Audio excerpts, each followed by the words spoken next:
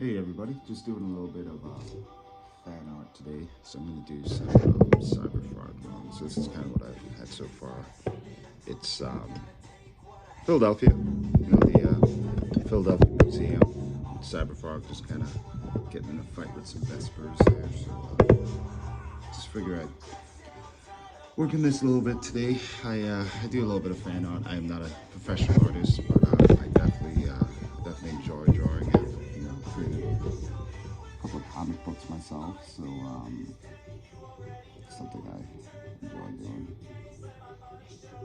So if you want to listen to some mediocre YouTube produced music, so I don't get copyright stricken, you can watch me draw. So what I've done here is done the pencils. I actually used to do a blue line, but so the reason we use blue is so that the photocopier doesn't pick it up. But I mean, in this case, I'm just going to be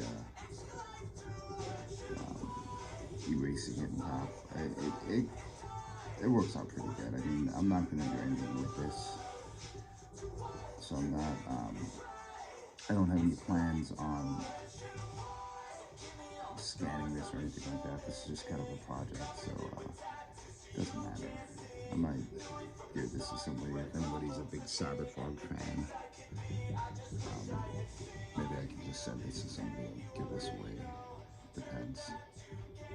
So, yeah, I think it's a cool character because I like the kind of what do you call it, like techno-organic side of things. So what I mean by that is like, if anybody's familiar with like H.R. Geiger, he was the guy who essentially came up with the Alien,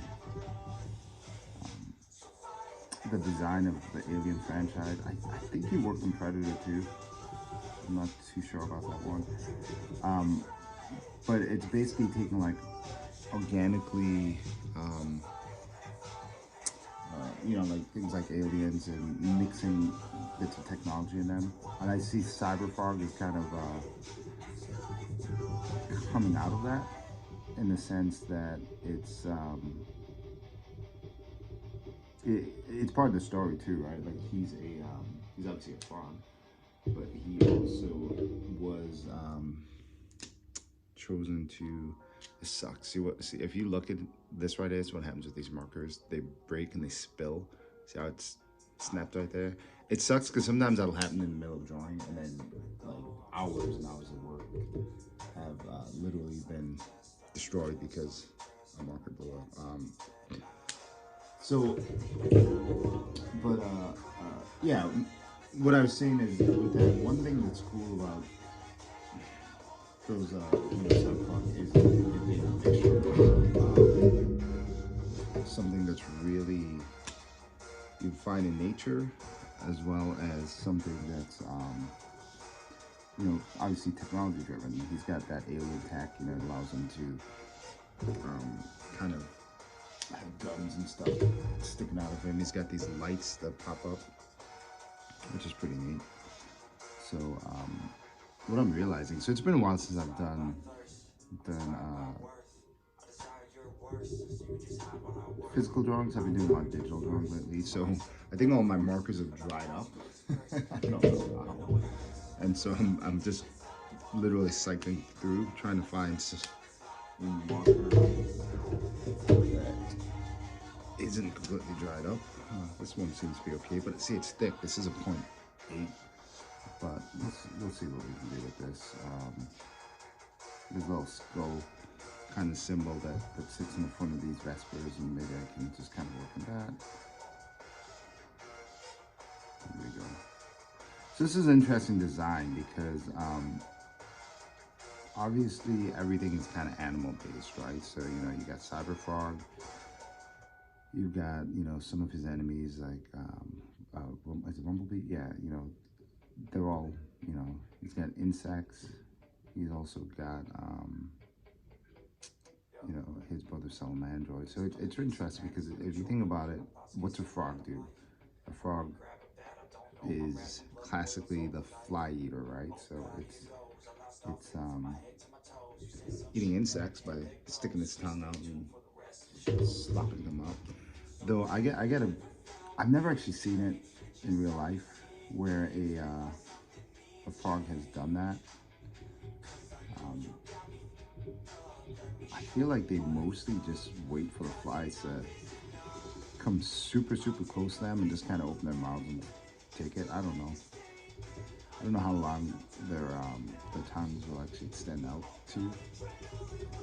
But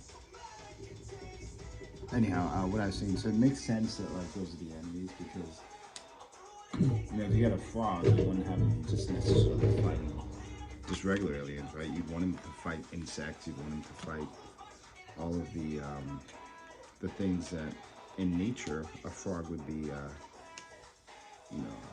dynamically opposed to. So be eating insects and things like that. So I'm gonna try this one. This is a 0.5. It's a little bigger than I like to work with. So I like to get into get those small details, but it seems to be the only marker that's working properly right now, unfortunately. It's just one of those things, right? You can't just leave hard equipment out for a long time without it drying up or becoming non-workable. So I like to do a little bit of fan art. I've produced some comics. I think I've made altogether about 7 different comics, 48 pages each. The last one I did was, the last full one I did a full story, which was Kinetic. It was actually, as crowdfunded, it failed miserably as far as the crowdfunding goes because I only got like a few $100 out of it. I might have actually lost money on that. I fulfilled, sent it to the small amount of backers that I had, and hopefully they liked it. The problem is when you have just a few backers, even if you send something out, you don't get the feedback that you'd like to get if you had, a couple hundred backers, right? So you don't know if they liked it. It's just like, hey, we sent this to you and you hear nothing, which in a way is worse than hearing negative feedback because at least with negative feedback, you would know how to adjust. So, if any of you out there were backers of my book, let me know if you liked it. Before that, I made, what was the one I did before that? I did a couple, I did a Smoke Drink Spy, which I actually really thought was a cool book. It was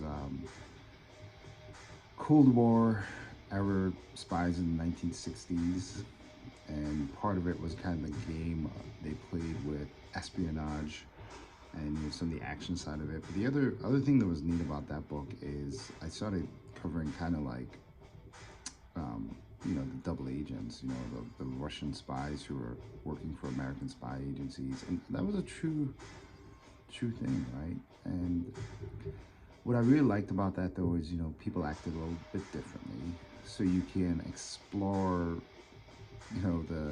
the aspect of how people interacted at work, or in this case an agency. And also, I think technology was cooler back then, in the sense that everything wasn't as slick. It was more designed to look beautiful, and that's the thing about a lot of technology today is the design just isn't that appealing. It's very ergonomic and it looks cool, but like when you look at like a 1957 Corvette and you compare that to like a modern car, it just doesn't, they're not even in the same category, it seems like, because those vehicles back then were just, they were gorgeous, just beautiful cars, and that's why they stand the test of time. That's when people can identify 1957 Chevy versus, when you say like an Impala today, well, that can mean a lot of different things. So one of the things that kind of sucks is I just realized I screwed something up here, is so the antenna actually comes forward, right? And I probably kind of had a rough sketch of it, but I didn't really do it. So what I'm going to do now is I'm going to attempt just kind of put this on top and figure out how I can cover this stuff. Because what's happening is the antenna has to cross over this the outline of the head. So what I'll do is I'll texture it, so I'm gonna hide my error. So I'll have to kind of keep it in the shadows, just like that. There we go. That's not too bad. It's not too obvious. The nice thing is it didn't happen when the foreground character was like Cyberfrog or this Vesper who's getting his head snapped off. It happened in, kind of the mid-ground, so it shouldn't be too terrible, right? And it kind of gives a neat dynamic too when you have that. So sometimes mistakes work out to be a little bit better. Like I said, it's not serious. This is not professional work by any means. This is just a guy who's doing some fan work. So I'm doing this one, and I'm actually doing I like She, the character Billy Tucci. She, I think he just had a new campaign. I gotta check that out because I've been a collector of She for a long time. I don't know if I have it from the beginning, but I have a lot of She. I got the omnibus, which was really cool. The thing about omnibuses is they're neat to have, but I find that I will read it over the course of 4.5 years because to sit down and read through it, I think I read through the first 3 chapters, but it's a lot, right? And so sometimes the thing about those omnibuses and things that they did is he made it a hardcover, and it looks nice sitting on a bookshelf. Because I'm probably not going to read it straight through for a while. I try, and then the problem is you forget where you are in the story, right? Because it is a sequential. But and right now he's doing kind of the I would call it I don't know if it's a trilogy, but it's definitely in the crowdfunding side. He's done some the last couple of books have been tied together, right? So the last one I read was She Haikyou, I think it is, and I think he has a new campaign out. Is this Sakura? I think I saw a letter from him. And those do pretty well. I know I'm glad for Billy, man. He's one of those guys who's kind of got it all figured out, when it comes to crowdfunding comics. So he's made probably, the omnibus, I think, was something like $300,000, something like that. And the Haikyuu, I think, was a couple $100,000 too. So he's probably doing pretty well, which, good for him. The guy's been doing it for a couple of decades now. So it's good to see that, especially because it's kind of this new era of independent artists, in the sense that they are, crowdfunders or Comicsgate or whatever you want to call them, but it's a direct market or direct line to the consumer, right? Which can be a good thing and a bad thing. The good thing is you have creators who are not beholden to the masters of a big corporation like Marvel or DC. Probably the bad thing is the quality spread is way over, right? So, but then again, the quality spread of DC and Marvel has really changed, right? One of the things is in the 80s and really also in the 90s, you knew if you opened up a Marvel comic, you were gonna get a decently illustrated story.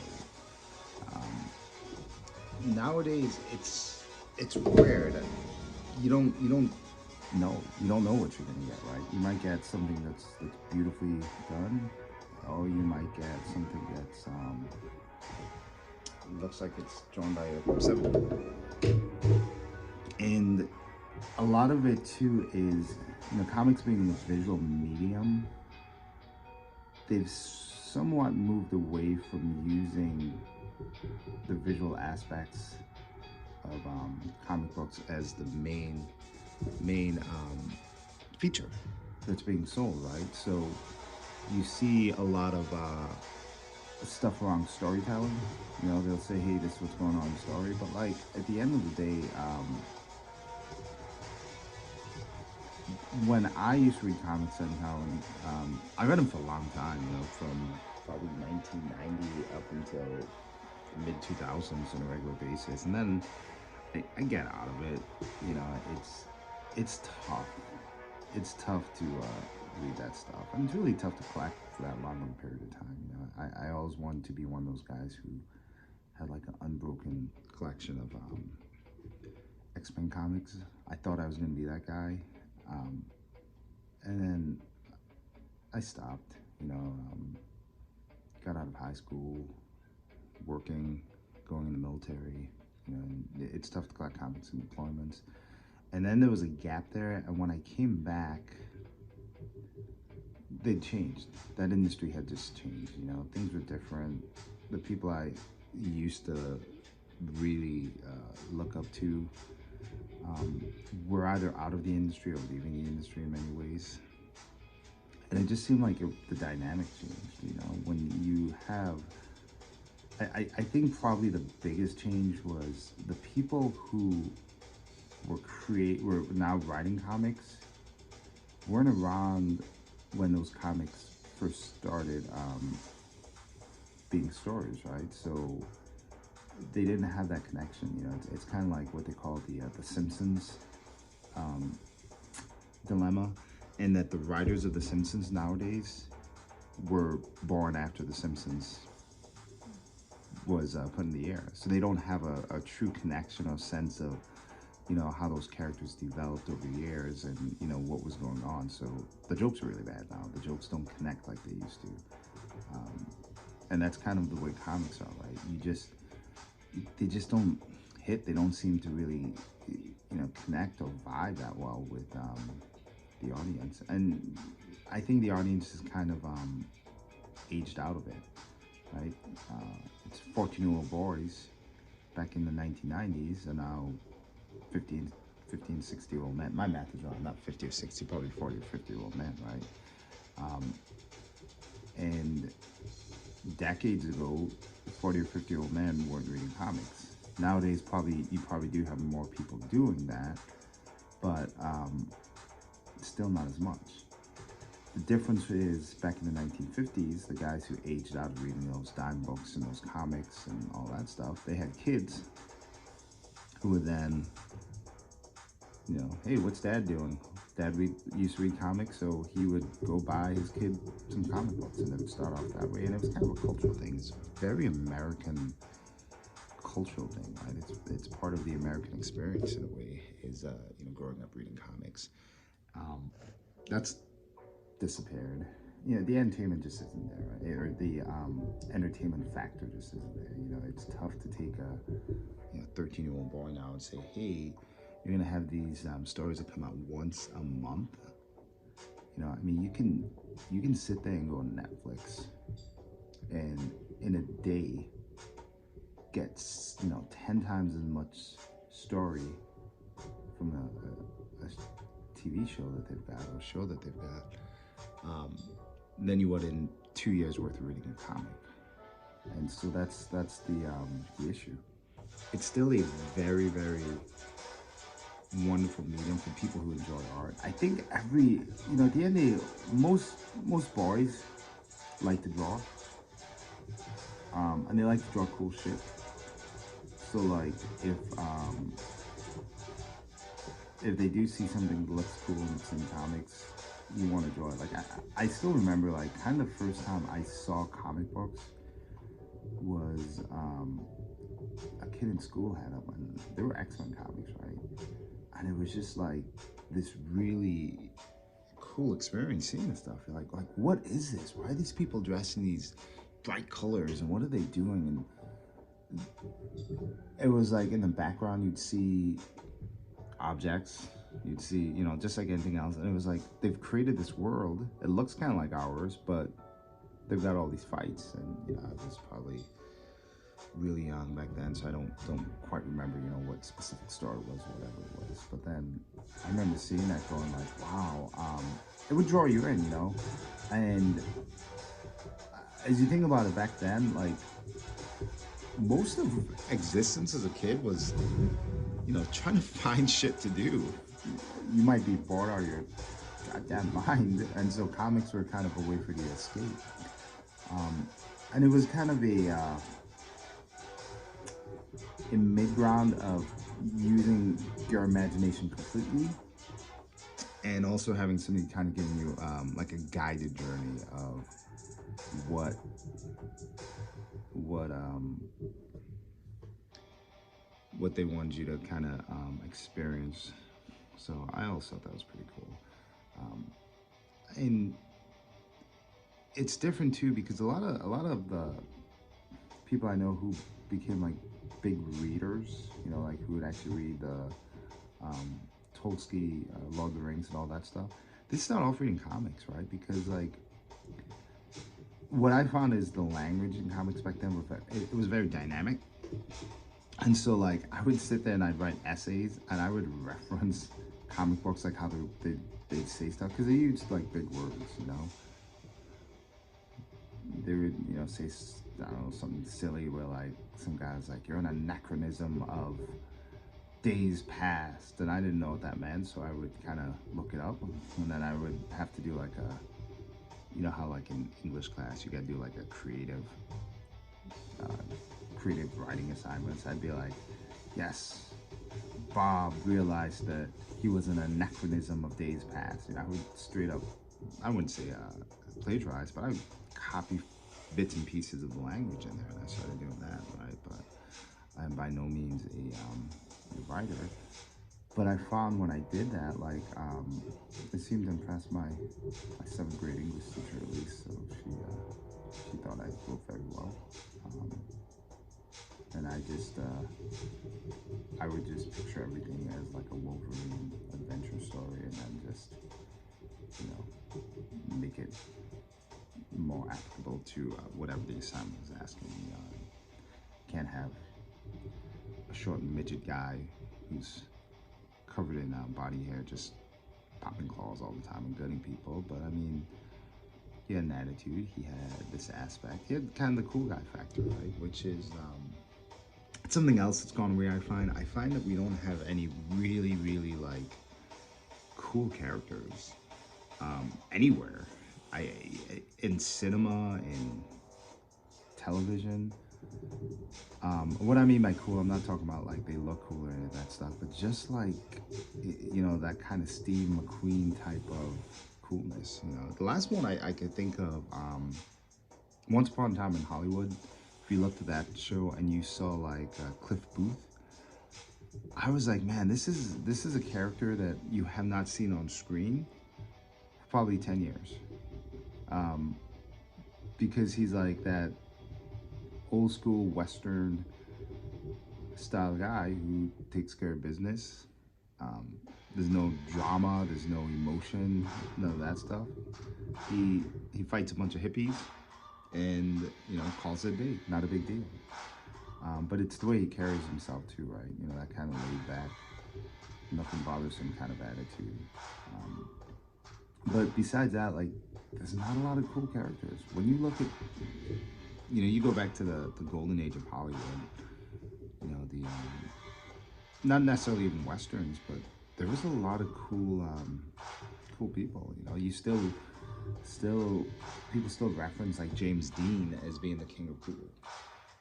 I don't know. I was actually Steve McQueen. I think that was his nickname, the king of cool. But like you look at like The Man with No Name and what he was doing. Those Clint Eastwood movies, man, that original Dollars trilogy, that is the coolest character ever. Just the way the jokes he tells, the way he reacts. It's incredible, subtle acting in a way. I think that is in a way tougher to pull off than like what you see nowadays, which is like when you have like guys trying to get in these roles where they cry and they go through all these struggles and stuff because they're trying to win Oscars. I actually think it's tougher to pull off an iconic, cool character than it is to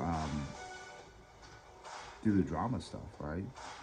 Because the drama stuff is, it seems like it's just how committed you are to the bit, how far you're willing to go to cry and put yourself out there. But it's also like tiresome to watch. Like, I don't want to watch that stuff. Maybe once, maybe twice, but like it almost like drains you watching somebody sit there and be emotional on the screen. Whereas like you know, those characters like the Man with No Name in the Dolls trilogy, you could sit there, you could rewatch that stuff for like years. Like I'd still watch, I still catch it once in a while. Like I'll turn the TV on and I'll see it on, and I end up watching pretty much from that point on the rest of the movie, right? Because it's just so cool what that guy does, right? So in my opinion, he's probably the coolest character ever. You know, I think I did like a top 10 list once, and trying to think who I had on there. You know, I definitely had him at the top of the list. Probably had like Shaft as number 2. Tyler Durden, the guy from Fight Club, another Brad Pitt character, right? So maybe Brad Pitt's really good at those roles. Between him and Cliff Booth, yeah, those pretty cool characters. I had the guy, I can't think of his name now, but if you ever saw, there's this old movie about it stars Marlon Brando, and it's really about a bunch of no good neck motorcyclists, and one of them gets accused. The character's name is Johnny something. I can't think of his last name now, but he's a really cool character, the way he carries himself. You know, I think I mentioned Shaft. Shaft is a badass character too. He was, you know, he basically brought the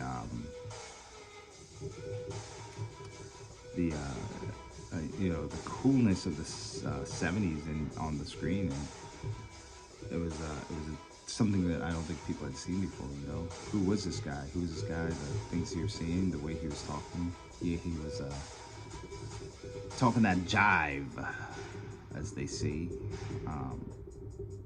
He's pretty cool. I mean, you got other characters. Indiana Jones was pretty cool too, but you know, Han Solo.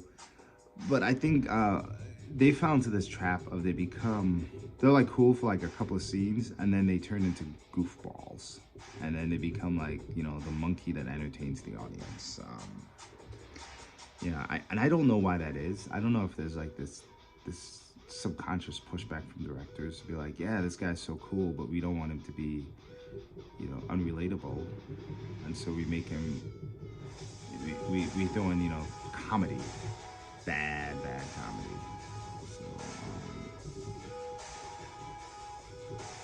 hopefully that changes in the future. Hopefully we get less and less of those goofball characters and get back to the Cliff Booths of the Man with No Names of the world. Though, you know, Maverick's coming out, and that's, dude, say what you will about Tom Cruise, he's had some freaking amazing characters as well. You know, he's kind of the generational actor of our times, spanning across several generations. You know, the original, when you look at Maverick from the original Top Gun, that's a character that, you know, for decades people have quoted him. You know, he felt the need for speed. And there's probably a whole generation of boys who were impacted by that, right? And what he is, he's a modern cowboy, except instead of being on top of a horse, he's inside, in that case, it was an F-14 Tomcat. And the new one is, I think they're flying all F-18 Hornets, double and single seaters, which is interesting, right? But the sad part is, like, I'm super excited about that movie, to the point where now I'm actually a little afraid that because it's taken so long, I might be overhyping it in my own brain.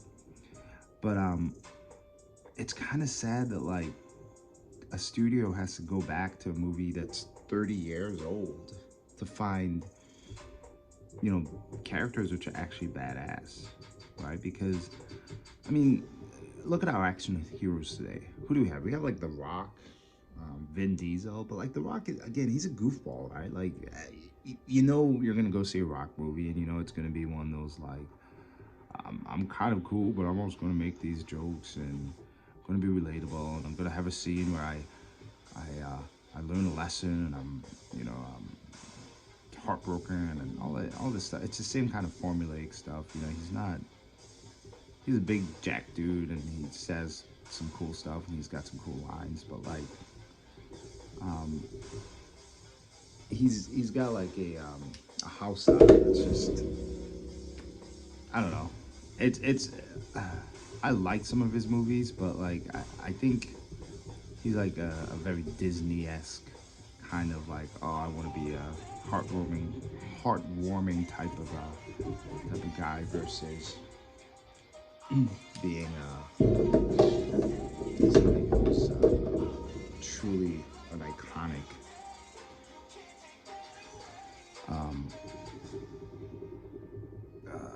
generational actor, right? Yeah, I thought Henry Cavill would be another guy who would blow up. He never really did. I guess he did. I mean, it wasn't a movie that made billions of dollars, right, with the Man of Steel. But like, I thought he'd be in more stuff. Maybe he'll be the next James Bond, and then everybody will know who he is. But he had a really interesting movie. I wouldn't say it's a good movie, but it's definitely high in the entertainment value. It was The Man from U.N.C.L.E., I think it is. U.N.C.L.E. being like an acronym for something about spy. But it is actually, it's funny because it was similar to, like I said, the comic I was drawing, which Smoke Drink Spy, which was, Smoke Drink Spy was one of my favorite things to work on ever. And I think The Man from U.N.C.L.E. kind of, ended up coming out around the same time I was working on that. But yeah, it's Cold War era stuff. I think he plays that guy named, I think the character's name is Napoleon something, and he is, I think, is he playing an American or a British guy?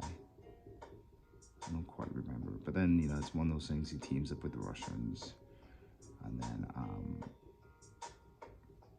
it's once he does that, they work together to kind of, long story short, they save the world. There's some cool scenes in there. It's almost like if you took the Mission Impossible TV show and you made it into a movie, that's really what the Man from U.N.C.L.E. is. It's a good little flick.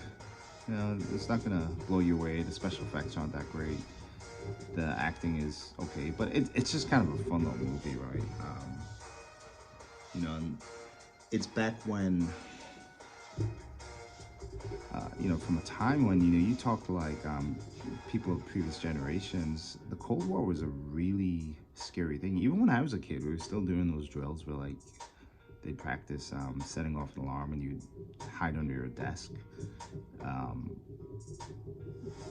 in case a nuclear bomb went off, because we were so stupid back then. We're like, oh yeah, that'll save us, right? And then later, because I distinctly remember them talking about it being like, the drill you do when the nukes come. But like, they later said, oh, well, it's just a good general drill, and then it's really, in case we get a tornado or something, you'd hide under your desk. I think schools literally changed the purpose behind those drills just to save face, to be like, yeah, we're gonna still do them, but we're just not gonna call them, Russian atomic bomb attack drills. It's going to be in case there's a, tornado, you hide under your desk. So, I mean, okay. But yeah, that whole Russian thing, that's, people were scared back then, real scared of Russia. I mean, even until modern days, people used to be terrified of the Russians and what their capabilities were. We're finding out in Ukraine, maybe we were off by a little bit. We might have overestimated them, because it's Like I remember before I went in the military, they'd also talk about like the Spetsnaz and how badass the Spetsnaz was. They're like, you guys in Marine Force Recon, you're nothing compared to the Spetsnaz. So the Navy SEALs are nothing compared to the Spetsnaz. So Army Special Forces, you're not the Spetsnaz of the deadliest people on earth. And then like there's a lot of information out there, just on everything now in the modern day. And then like when you do a real deep dive in the Spetsnaz, the Alpha teams and the GRU and all that stuff, I guess they're okay, but one, they don't have the logistical support that like you would have in U.S.-based special operations. And then like when you look at their operations, you're like, oh, here's a Spetsnaz unit that showed up, but it's weird because none of them are like wearing a good uniform. They're like, it looks like they're mixing and matching camouflage from like various armies, and the way they're working, they're not like, move, shoot, and communicate. It's more like they're moving, they're shooting, maybe they're communicating with each other. I think their training is brutal. I think their selection process is insanely bad, but like, come on, like you see some of the stuff they're doing, you're going, maybe we have a wrong impression of what the Spetsnaz actually is, right?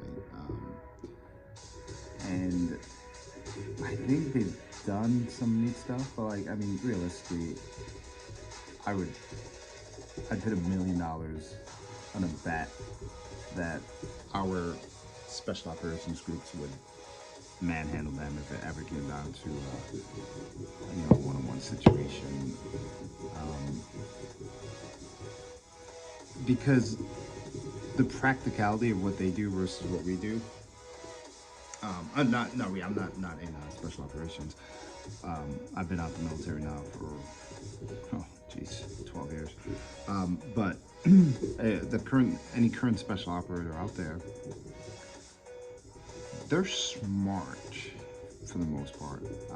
Not all of them, but generally speaking, they've got a brain on them, and there's training, and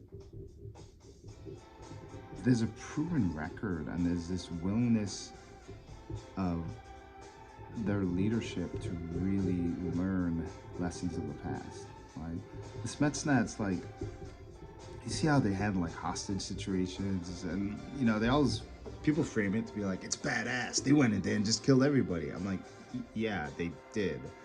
And they're like, yeah, they intend to do that to intimidate people. I'm like, no, they didn't. They went in there trying to save people. If they were legitimately trying to kill everybody in a building, including the hostages, they would have just, dropped artillery on top of it. The idea that they went in there and didn't care about the hostages and just wanted to kill everybody, and that was their end goal, is just not true. They don't have a great record, operational record.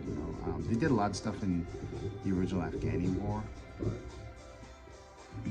other than that, the record since then has been a bit spotty.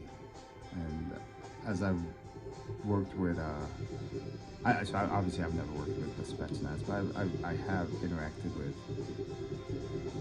other military people who either worked or at least claimed they worked with them, and they said, yeah, they're not as badass as you think they are. They have a lot of disciplinary problems. Like apparently guys would show up and still be drunk and stuff like that.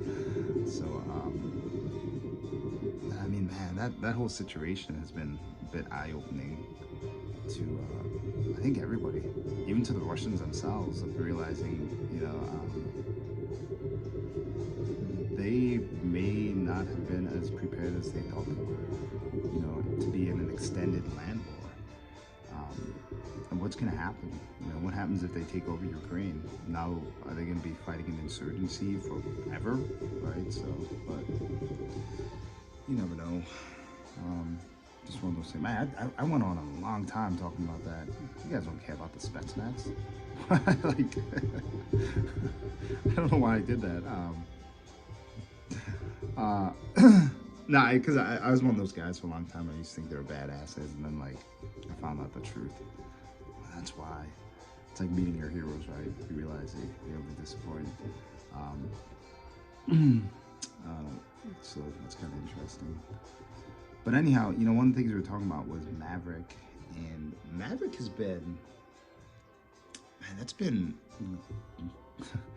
I think it was supposed to come out in 2018. So like, I want to say there was a no, it was 2019 when it was supposed to come out. I think there's been a delay over and over, and then I think it got pushed back to 2020, and then in 2020 the whole COVID thing happened, and then it got pushed back to like 2021, and then now I think it's finally coming out next month, so that'll be exciting. I was waiting on that for a long time.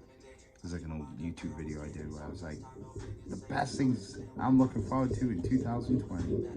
Yeah, it didn't happen, Maverick. But again, I'm kind of afraid because it's kind of like Cyberfrog.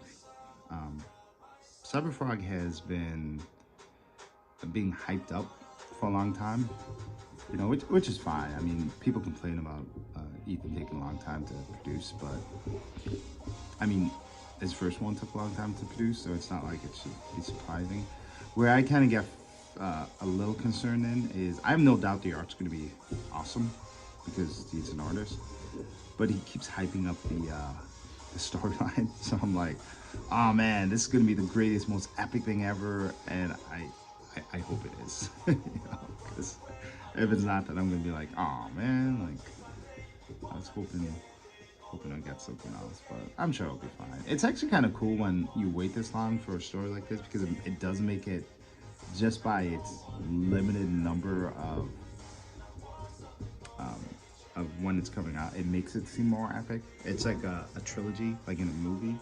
You know, if you had Star Wars, New Hope, Return of the Jedi, and The Empire Strikes Back come out like within a year, it would just be known as, oh, that year that those space movies came out. But because it was kind of spread over a few years, people would get hyped up. They'd be looking forward to that. By the time the third movie came out, people were like, oh man, this is gonna be the greatest thing ever. You saw it a little bit with the Nolan trilogy too. I remember when before the Dark Knight Rises came out, how excited people were with it being the last of the trilogy, because people had, you know, you wait years and years in between, right? And it's pretty awesome to have that. But you'll get the same thing with this, you know, if he had, that's kind of almost the downside of just having a new story come out every year in the, you know, in the dot, because it's not as epic as you necessarily hope it to be, you know, because right now each one of those books will stand by itself.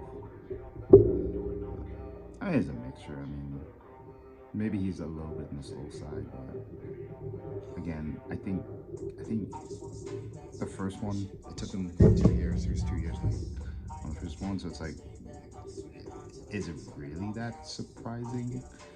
You know, I mean, I get it, you want your books, but wait until it goes out on eBay.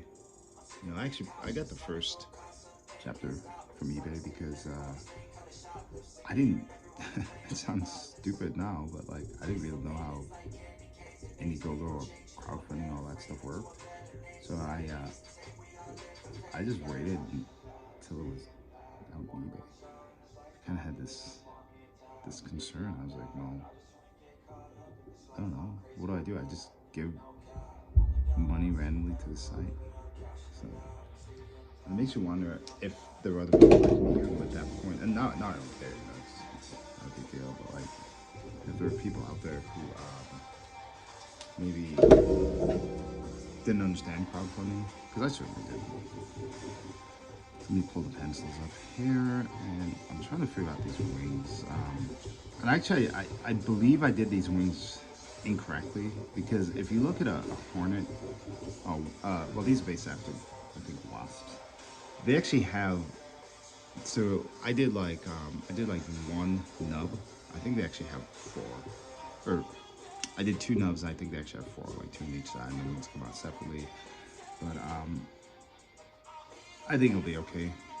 I think what I might do then is I draw this, might just make like a separate. What I ended up doing is kind of doing like a separate underwing. Kind of screwed this one up, but I think I could probably kind of do something with this. So I'm going back to pencils now to kind of map this out so I don't completely butcher this.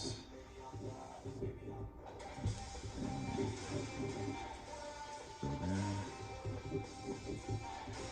Just like that. Maybe this wing. And then, what is it? Is this called the thorax? I think it's the thorax, right? Yep. And then I want to probably change these arms because see how these antennae are going in the same direction as the arms? I think if I just have these going out, it'll look super confusing, and I don't necessarily want that. Yeah, this. I'm trying to look at my perspective. So yeah, this guy is behind this guy. So the way it goes, this guy's up front, then it's this guy, then it's this guy, that's this guy, that's this guy. And then I'll do the little guy over here, so you guys probably can't see that, right? Yeah. So when I finish this up, I think I gotta go actually. So just do a little bit of drawing. Just figured, you know, like I said, I work in these fan art projects once in a while. Yeah, I'll show you guys the She-Hook Sakura one. You know, I gotta back its campaign. I think it's all. I think it's out now. I think it's over. I think he actually launched it in Ethan's show, but I don't catch too many of those these days. And then when he does have them, they're like 6 hours long, so I probably watch like I will watch a little bit of it, but not the whole thing. But I do think he launched this week, so I'll have to check that out. I'm a big Billy fan, big She fan. But I'm gonna stop for right now and call it a day.